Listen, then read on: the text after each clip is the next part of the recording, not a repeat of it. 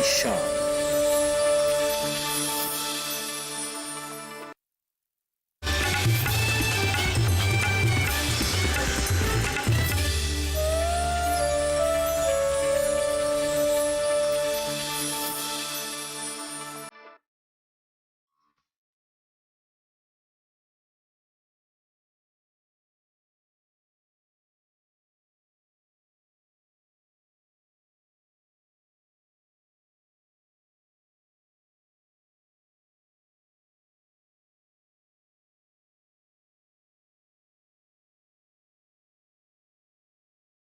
नमस्कार, आप सभी का स्वागत हमारे कार्यक्रम चौपाल चर्चा में। मैं हूं मुकुल शर्मा। चौपाल चर्चा कार्यक्रम में जैसा आप सभी जानते हैं, हम पहुंचते हैं किसी गांव में और वहां जाकर जानकारी लेते हैं सरकारी योजनाओं की कि ग्रामीणों को कितनी जानकारी है किसी भी योजना के बारे में। तो ऐसे ही आज भी हम पहुंच रहे हैं किसी गाँव में, लेकिन ये गाँव कौन सा है, राज्य कौन सा है और ये जिला कौन सा है जहाँ पर आज हम पहुँच रहे हैं, ये जानिए मेरे साथ चलकर। आइए हमारे साथ। प्रधानमंत्री फसल बीमा योजना भारत के प्रधानमंत्री श्री नरेंद्र मोदी द्वारा शुरू की गई, जिसके शुरू करने के प्रस्ताव को 13 जनवरी 2016 को केंद्रीय मंत्रिपरिषद ने अपनी मंजूरी दी। इस योजना के लिए 8,800 करोड़ रुपयों को खर्च करने की बात की गई है। प्रधानमंत्री फसल बीमा योजना के अंतर्गत किसानों को बीमा कंपनियों द्वारा निश्चित खरीफ की फसल के लिए 2% प्रीमियम और रबी की फसल के लिए 1.5% प्रीमियम का भुगतान किया जाएगा। प्रधानमंत्री फसल बीमा योजना पूरी तरह से किसानों के हित को ध्यान में रखकर बनाई गई है। इसमें प्राकृतिक आपदाओं के कारण खराब हुई फसल के खिलाफ किसानों द्वारा भुगतान की जाने वाली बीमा की किस्तों को बहुत नीचे रखा गया है, जिनका प्रत्येक स्तर का किसान आसानी से भुगतान कर सके। ये योजना न केवल खरीफ और रबी की फसलों को बल्कि वाणिज्यिक और बागवानी फसलों के लिए भी सुरक्षा प्रदान करती है। वार्षिक वाणिज्यिक और बागवानी फसलों के लिए किसानों को 5% प्रीमियम का भुगतान करना होगा। प्रधानमंत्री फसल बीमा योजना के मुख्य तथ्य। योजना की प्रीमियम दरों को कम रखा गया ताकि सभी किसान बीमा का लाभ ले।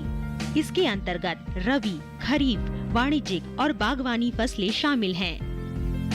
खरीफ के लिए 2% प्रीमियम का भुगतान, रबी फसल के लिए 1.5% प्रीमियम का भुगतान, वार्षिक वाणिज्यिक और बागवानी फसलों के बीमा के लिए 5% प्रीमियम का भुगतान। सरकारी सब्सिडी पर कोई ऊपरी सीमा नहीं। बचा हुआ प्रीमियम 90% होता है तो ये सरकार द्वारा वहन किया जाएगा। शेष प्रीमियम बीमा कंपनियों को सरकार द्वारा दिया जाएगा। राज्य तथा केंद्र सरकार में बराबर से बांटा जाएगा। किसान मोबाइल से फसल के नुकसान के बारे में आकलन कर सकता है। मनुष्य द्वारा निर्मित आपदाओं जैसे कि आग लगना, चोरी होना, सेंध लगना आदि इस योजना में शामिल नहीं है। प्रधानमंत्री फसल बीमा योजना को शुरू करने के कारण पूरे विश्व में भारतीय व्यवस्था सबसे अनोखी अर्थव्यवस्था को धारण किए हुए है। भारतीय अर्थव्यवस्था को कृषि प्रधान अर्थव्यवस्था कहा जाता है, क्योंकि भारत की लगभग 71% जनसंख्या कृषि आधारित उद्योगों से अपना जीवन यापन करती है। साथ ही पूरे विश्व में लगभग 1.5% खाद्य उत्पादकों का निर्यात भी करता है। भारत दूसरा सबसे बड़ा कृषि उत्पादक देश है, जो सकल घरेलू उत्पादन का लगभग 14.2% आय का भाग रखता है। इस तरह ये स्पष्ट हो जाता है कि भारत की लगभग आधी से ज्यादा जनसंख्या और देश की कुल राष्ट्रीय आय का लगभग 14% आय का भाग कृषि से प्राप्त होता है, जिससे देश की अर्थव्यवस्था को एक मजबूत आधार मिलता है। कृषि भारतीय अर्थव्यवस्था की रीढ़ की हड्डी कही जाती है। भारत में कृषि की इतनी अधिक महत्ता के बाद भी भारतीय कृषि प्रकृति की अनिश्चितकालीन दशा पर निर्भर है। हालांकि भारत में कृषि के विकास से संबंधित अनेक योजनाएं अस्तित्व में हैं, किंतु वो पूरी तरह से किसानों के कृषि संबंधित जोखिमों और अनिश्चितताओं को कम नहीं करती है।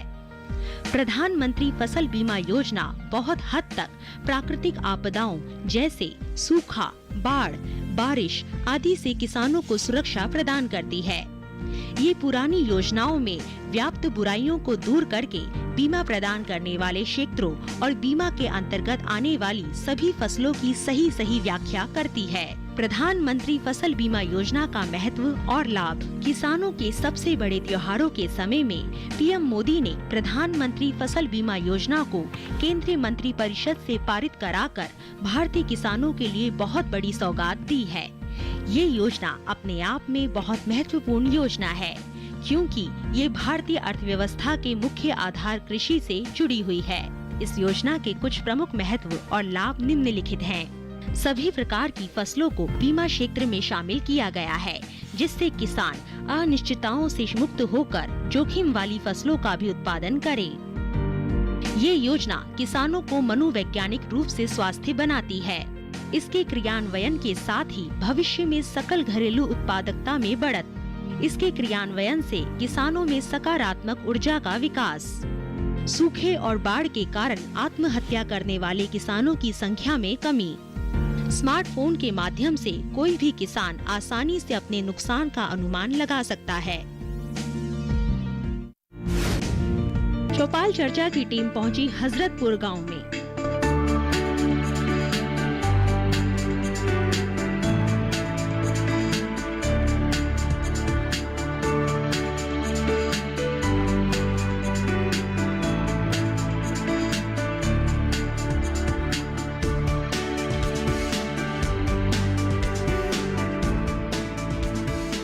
प्रधानमंत्री फसल बीमा योजना की अगर बात की जाए, इस योजना के तहत सरकार की कोशिश यही कि ज़्यादा से ज़्यादा जो किसान हैं उनकी फसल बीमा के दायरे में आए। हालांकि कई और प्रावधान हैं जिसके अंतर्गत जो किसान हैं खुद ही वो बीमे के दायरे में आ जाते हैं। लेकिन खासतौर से इस योजना की बात की जाए तो आपको बता दें, हम इस वक्त मौजूद हैं हजरतपुर गांव में, और इस गांव की अगर बात की जाए यहाँ पर जानकारी है इस योजना के बारे में, क्योंकि एक ऐसी ये योजना जो न सिर्फ इसका फ़ायदा किसानों को मिलता है, अगर किसी भी तरह का नुकसान या क्षति उनको उनकी फसल को पहुँचती है तो वहाँ पर भरपाई के लिए इस योजना का हम कह सकते हैं इस्तेमाल जो है किसानों ने किया भी है। एक किसान हमारे साथ मौजूद है, उनसे हम जानने की कोशिश करते हैं इस योजना के बारे में। मैं चाहूँगा सबसे पहले अपना नाम आप हमें बता दें। मेरा नाम राजवीर सिंह है जी। राजवीर जी, अगर इस योजना की बात की जाए जिसका नाम है प्रधानमंत्री फसल बीमा योजना, यानी हमारी फसल है उसके लिए जो बीमे की योजना है, इसके बारे में क्या जानकारी आपके पास? 30 अप्रैल 2016 को जागरूकता अभियान चलाया गया कीवी के हजरतपुर पे जी। किसानों को इससे अवगत कराया गया। प्रधानमंत्री बीमा योजना एक ऐसी योजना है कि इसमें रबी में 1.5% प्रीमियम लोग हिसाब से फसल के हिसाब से कटता है और 2% प्रीमियम खरीफ में लगता है।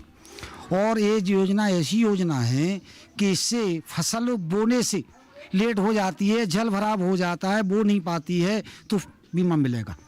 यदि आपदा स्थिति हो जाती है, पहले ऐसा था कि पूरे क्षेत्र में हुआ तब उसके बाद में बीमा मिलता था, लेकिन अब ऐसा है किसी गांव स्तर पर भी यदि ओलावृष्टि हो जाती है, आग लग जाती है किसी किसान के यहाँ तो भी मिलेगा।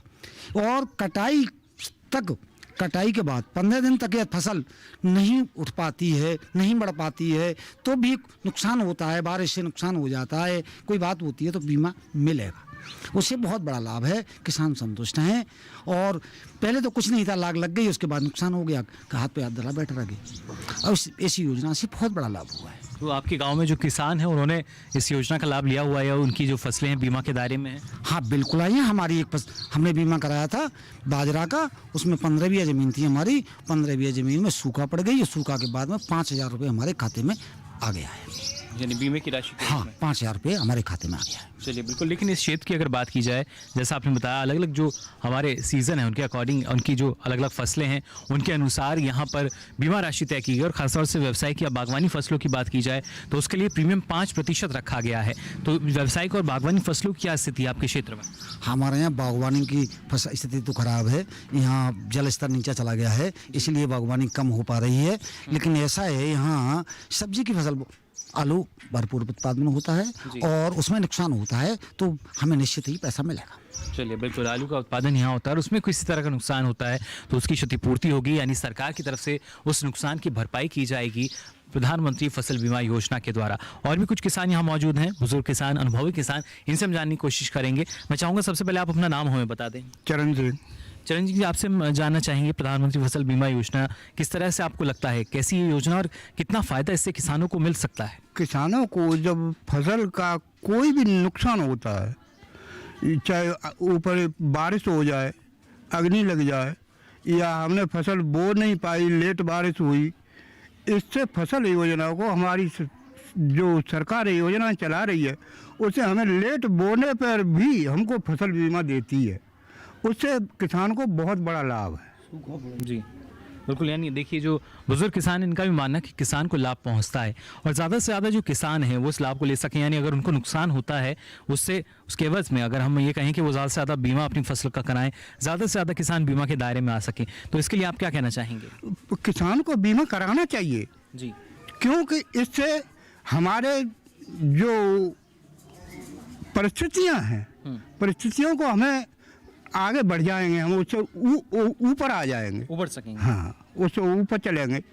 जब हम सरकार को किसी नियम से नहीं जोड़ेंगे तो हमको फायदा मिलेगा कैसे? जी, इसलिए ज़रूरी जो सरकार की योजनाएं हैं हमारे किसानों के लिए, उसका लाभ हमारे किसान ले सकें। हाँ, लाभदायक है और लेना चाहिए। जी बिल्कुल, तो एक लाभदायक योजना प्रधानमंत्री फसल बीमा योजना और इसका लाभ हमारे किसानों को भी लेना चाहिए, ये कहना बुजुर्ग किसान का। कार्यक्रम में यहाँ फिलहाल वक्त हो चला एक छोटे से ब्रेक का, जल्द हाजिर होंगे। आप देखते रहिए डीडी किसान। हर जोखिम से निकल कर फसल आए, सुरक्षित हो जाए, फसल बीमा से हर किसान अब आत्मनिर्भर हो जाए। अब सूखा पड़े या बाढ़ आ जाए कोई डर नहीं, अब ओले पड़े या कीट पतंगे फसल खा जाए कोई फिक्र नहीं। अब कैसी भी आपदा हमारी फसल पे आ जाए, क्षति होने पर हमारे दावों का उचित भुगतान मिलता है, क्योंकि हमने लिया है प्रधानमंत्री फसल बीमा। बुआई से फसल कटाई तक हर जोखिम का दावा, न्यूनतम प्रीमियम पर अधिकतम भुगतान का वादा। योजना से हर साल जुड़ रहे हैं 5 करोड़ से ज्यादा किसान। अब आपकी है बारी। नजदीकी कृषि कार्यालय, सहकारी समिति, बैंक शाखा, अधिकृत बीमा कंपनी या जन सेवा केंद्र में स्वेच्छा से करा सकते हैं पंजीकरण। फसल बीमा पोर्टल या फसल बीमा ऐप द्वारा भी किया जा सकता है पंजीकरण। प्रधानमंत्री फसल बीमा योजना, आपकी फसलों का संपूर्ण सुरक्षा कवच। कृषि एवं किसान कल्याण मंत्रालय, भारत सरकार। ब्रेक के बाद आप सभी का एक बार फिर स्वागत चौपाल चर्चा में। तो चलिए अब और आगे बढ़ाते हैं अपने सफर को। एक और किसान यहाँ हमारे साथ मौजूद है, इनसे भी हम जान लेते हैं। सबसे पहले अपना नाम आप हमें बता दीजिए। मेरा बनी सिंह पूनिया जी नाम है। जी मनीष जी, आपसे हम जानना चाहेंगे, जिस तरीके से यहाँ और जो किसान हैं उन्होंने भी हमें बताया, क्या वजह आपको लगती है? क्योंकि पहले जो किसान थे इतना ज़्यादा बीमा नहीं कराते थे, उसकी क्या वजह है? क्योंकि अब ज़्यादा हम देख पा रहे हैं एक रुझान जो है किसानों का वो बीमे में नज़र आ रहा है। ऐसा है जी, अपनी जानकारी नहीं थी पहले बीमा के बारे में। अब जो हमारे यहाँ अधिकारी जो इफ्को कंपनी से जो आए हुए हैं वो हमको सुझाव हर दिन 8 दिन बाद 15 दिन बाद दे रहे हैं। उसके जरिया से वहाँ से पहले से हमने इसको कहा तो सुझाव को समझा, इसलिए हमने फिर किसान बीमा योजना में बीमा कराया। और हमको जो है कहा पिछले साल का था जो हमारे यहाँ वो सूखा पड़ गई थी, फसल अच्छी नहीं हुई, तो उसमें जो है कि हमको बीमा मिला है, काफ़ी राहत मिली है। और इनको दवाइयाँ भी हमको मुफ्त में दवाइयाँ भी मिली हैं इस कंपनी के जरिया से। बिल्कुल, और इसके साथ साथ एक बड़ी वजह आपको क्या लगती है? क्योंकि पहले जब किसानों को कहा जाता था कि अपनी फसल का बीमा कराइए तो उस वक्त प्रीमियम राशि जो होती बहुत अधिक होती थी और उसका जो मुआवजा था वो बहुत मामूली मिलता था, लेकिन अब शायद स्थिति जो है वो बदल गई है।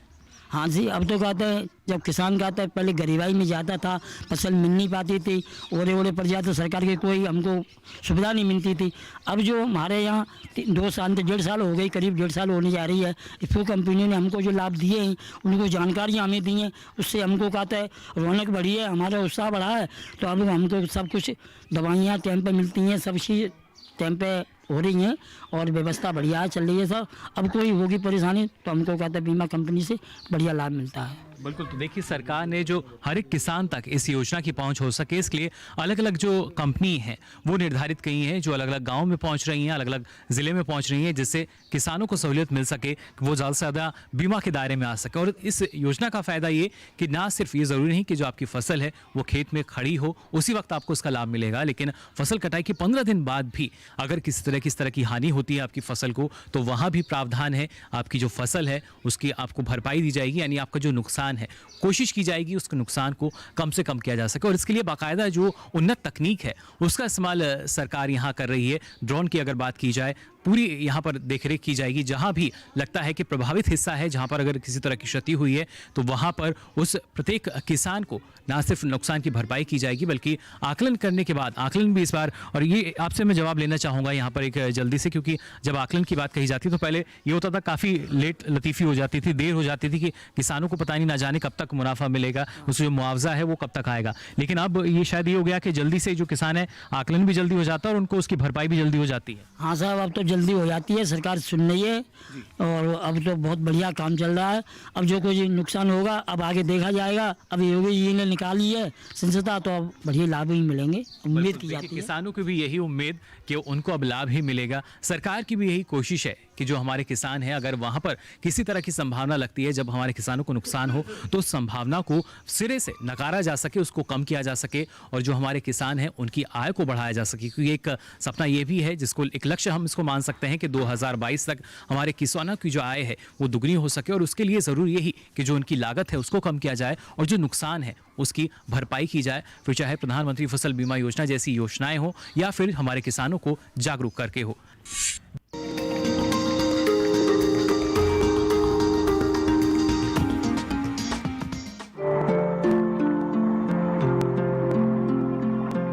रासायनिक खाद के रूप में सबसे ज्यादा इस्तेमाल यूरिया का होता है। कुछ साल पहले तक यूरिया की कमी देश में विषय होती थी। राज्य सरकारें केंद्र से पर्याप्त और समय पर यूरिया न मिलने का रोना रोती थी, पर प्रधानमंत्री नरेंद्र मोदी के नेतृत्व वाली सरकार ने सत्ता में आने के बाद इस पर ध्यान दिया और अब देश में यूरिया की तंगी की बात बेमानी सी हो गई है।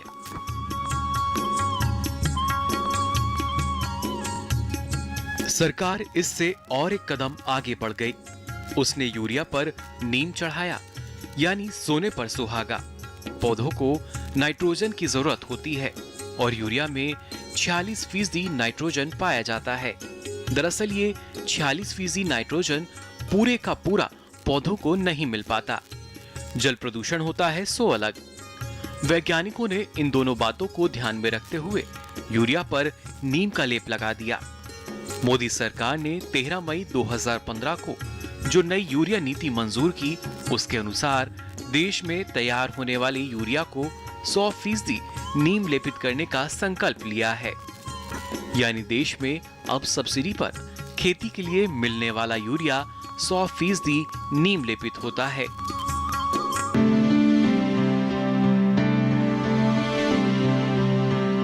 नाइट्रोजन एक प्रमुख पोषक तत्व है जो फसलों की वानस्पतिक वृद्धि करता है। इसकी पूर्ति के लिए किसान यूरिया का अंधाधुंध उपयोग कर रहे हैं, जबकि कड़वी सच्चाई ये है कि यूरिया का असंतुलित उपयोग मिट्टी, पौधे और पर्यावरण पर बुरा असर डाल रहा है। इसके अलावा खेतों में डाले गए यूरिया का महज 30-35% ही फसलें उपयोग कर पाती हैं। बाकी नाइट्रोजन गैस बनकर उड़ जाता है।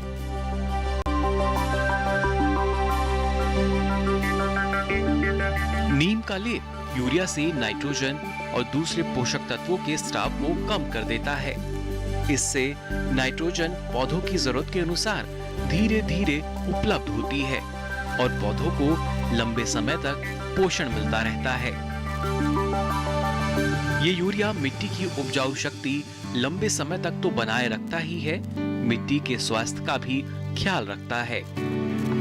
चूंकि नीम के लेप से यूरिया की खपत 15 से 20% कम हो जाती है, इसलिए खेती की लागत में भी कमी आ जाती है।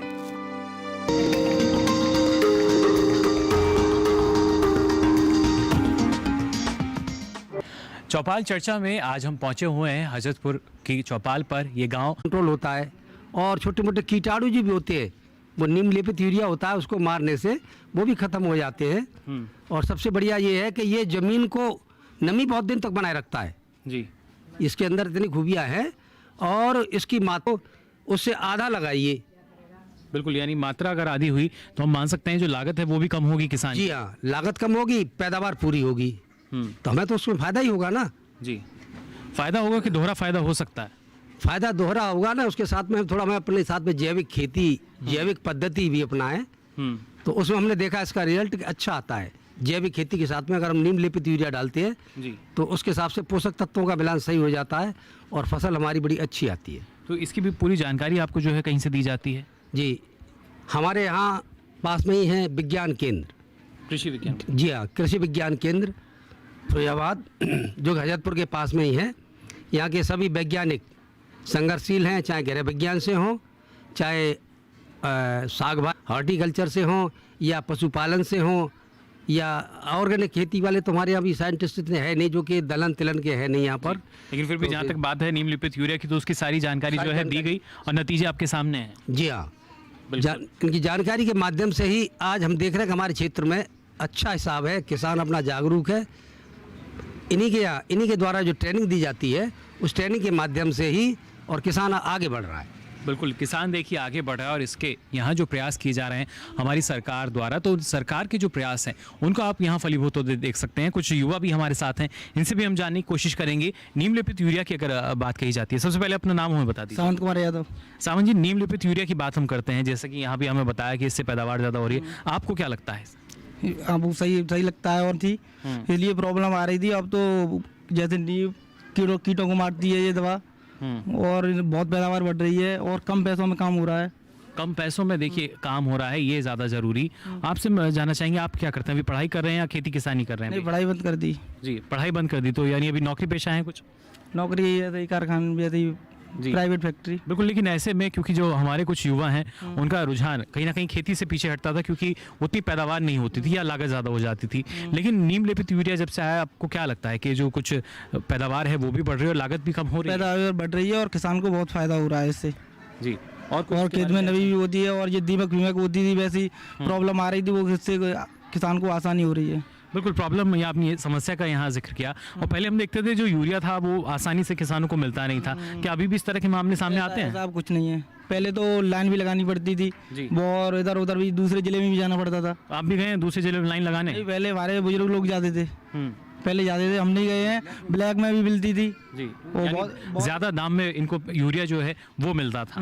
बहुत ही प्रॉब्लम आती थी ब्लैक में, इधर उधर जाना पड़ता, दूसरे जिले में भी जाना पड़ता था, प्रॉब्लम ज़्यादा आ जाती थी। अब तो एकदम सही है, अब एकदम सही है। और इस जो एकदम सही जो आपने बोला है, ये आपको क्या लगता है नीम लेपित यूरिया की वजह से इसका काफ़ी इसमें असर है? असर है बहुत ज़्यादा जी, और पैदावार भी बढ़ रही है। और जैसे कीट वीट, पहले सफ़ेद वाली यूरिया आती थी, वो कीटों को नहीं मार पाती थी, दीमक फीमक और सारी बीमारियां होती है किसान में हो जाती थी फसल में। तो आपके गाँव में जो किसान है सबसे ज़्यादा किस चीज़ की बुआई करते हैं? आलू की बुआई करते हैं। तो वहाँ आपको क्या लगता है वहाँ लागत कैसे कम होगी? क्या नीम लेपित यूरिया जो है वहाँ असरदार रहेगा या नहीं, या सिर्फ बाकी रबी की फसलों में रहेगा? वहाँ भी असरदार रहेगा। चलिए, बिल्कुल, देखिए जो युवा हैं इनका भी ये मानना कि जो बाकी फसलें उनमें भी असरदार रहेगा। कार्यक्रम में यहाँ फिलहाल वक्त हो चला एक और छोटे से ब्रेक का। जल्द हाजिर होंगे, आप देखते रहिए दूरदर्शन किसान।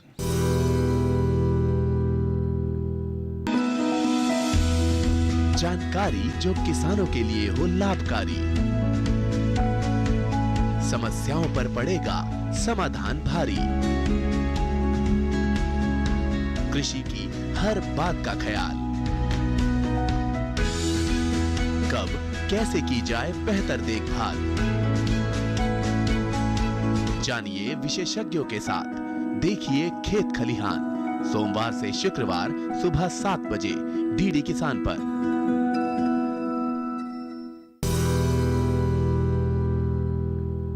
ब्रेक के बाद आप सभी का एक बार फिर स्वागत चौपाल चर्चा में। तो चलिए अब और आगे बढ़ाते हैं अपने सफर को। तो यहाँ और भी कुछ युवा हैं, इनसे भी हम जान लेते हैं नीम लेपित यूरिया के बारे में कितनी जानकारी रखते हैं। मैं चाहूँगा सबसे पहले अपना नाम हमें बता दें। जी सर, मेरा नाम नीरज यादव है और मैं यहीं का रहने वाला हूँ, हजरतपुर का है। नीरज, आपसे हम जानना चाहेंगे, अगर बात कम कर रहे हैं क्योंकि नीम लेपित यूरिया की आपने भी सुना किस तरीके से फ़ायदा पहुँच रहा है, आपको क्या लगता है कितना फ़ायदा पहुँच रहा है? जी, मेरे को लगता है जैसे जो नीम है वो जैविक कीटनाशक अच्छी दवा है जो कि हमारे यूरिया मिलाकर दी जाती है, जिससे कि दीमक है और जो किसान के जो किसान को नुकसान देने वाले कीटाणु थे वो इससे काफ़ी हद तक कम हो जाते हैं। और इसके एक भी फ़ायदा है, जैसे जो सफ़ेद वाली यूरिया थी, ये कुछ लोग थे वो उस वाली को गलत धंधों में यूज़ कर देते, जिससे किसान को मिल नहीं पाती थी। जैसे कुछ लोग थे वो उससे दूसरे प्रोडक्ट्स बना लेते थे सफ़ेद यूरिया से, जो कि नीम की वजह से उसका प्रयोग बहुत कम हो गया है, जिससे कि नीम वाली यूरिया है वो अधिक से अधिक किसानों को मिल रही है इससे। बिल्कुल, देखिए एक अच्छी बात उन्होंने बताई कि उसका जो प्रयोग है वो दूसरे कामों में ज़्यादा होता था, यानी वो यूरिया हमारी फसलों के लिए होता था, किसानों के लिए होता था, लेकिन उसका जो काम है कहीं दूसरी जगह लिया जाता था और नतीजा ये होता था कि जो हमारे किसान हैं उनको उसकी उपलब्धता नहीं हो पाती थी। और अब आपको क्या लगता है, जैसा आपने कहा कि दूसरे कामों में प्रयोग होता था, लेकिन अब क्योंकि नीम लेपित यूरिया है तो अब किसी तरह की जो दिक्कत है वो किसानों को नहीं। हाँ जी, जैसे पहले यूरिया कम मिलता था क्योंकि जो लोग ब्लैक कर लेते थे, क्योंकि वो दूसरे धंधों में चली जाती थी। अब वो क्या है कि नीम लेपित यूरिया वो यूज़ नहीं कर पाते हैं, जिससे किसानों को पूरी मात्रा मिल रहा है, जिससे किसानों को भी फ़ायदा होता है। और जैसे वो दूसरे धंधों में यूज़ करते हैं तो उसमें नीम की वजह से वो उसमें यूज़ नहीं कर पाते हैं, और किसानों के लिए अच्छी है और कम रेट में मिलती है और अधिक पैदावार करती है यूरिया। तो जाना आपने किस तरीके से यहाँ पर जानकारी है फिरोजाबाद का हजरतपुर ये गांव, जहाँ पर हम जानकारी लेने की कोशिश कर रहे थे नीम लेपित यूरिया की। फिर चाहे बात युवाओं की जाए या बुजुर्गों की जाए या अनुभवी किसान जो लगातार दिन रात मेहनत करते हैं अपने खेत में, उनका क्या मानना है, क्योंकि इससे ना सिर्फ हमारी पैदावार तो बढ़ ही रही है, लेकिन जो हमारे किसान हैं जो उन्होंने अभी तक महसूस किया है, इससे उनकी लागत कम हो रही है। अभी तक यूरिया जो कि लगभग 40% उनका लगता था, 60% लगता था, वहाँ पर सीधे तौर पर 10% का मुनाफा जो है हमारे किसानों को हो रहा है। और इसी वजह से ये भी एक बड़ी वजह है कि हमारी सरकार ने नीम लेपित यूरिया जो है उसको अनिवार्य किया, जिससे हर किसान तक अब ये यूरिया पहुंच पा रहा है। किसी तरह की कोई समस्या यहाँ पर नहीं रह गई है और हर एक किसान अब इसको लेने में सक्षम है और इसका प्रयोग भी कर रहा है। उम्मीद करते हैं कि आज की चौपाल चर्चा में आप बेहतर ढंग से जान पाए होंगे नीम लेपित यूरिया जो है इसकी कितनी जानकारी हमारे किसान भाइयों को है और सरकार ने जो हमारे कदम उठाए, जो सरकार के प्रयास हैं, किस तरीके से वो फलीभूत होते नजर आ रहे हैं हमारे किसान हितों की रक्षा करते हुए। फिलहाल के लिए मुझे दीजिए इजाजत, नमस्कार।